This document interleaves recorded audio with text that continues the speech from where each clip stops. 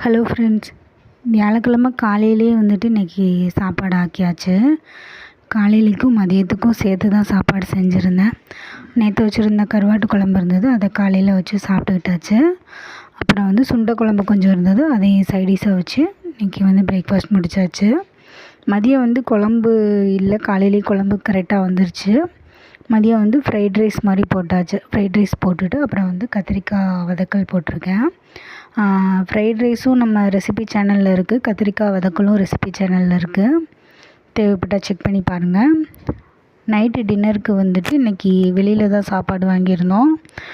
இன்றைக்கி வந்து ஃப்ரெண்டோட கடையிலேருந்து இட்லி, அப்புறம் வந்து சட்னி, சாம்பார், பணியாரம், அப்புறம் வந்துட்டு பஜ்ஜி எல்லாமே வாங்கி இன்றைக்கி நைட்டு டின்னர் முடித்தாச்சு.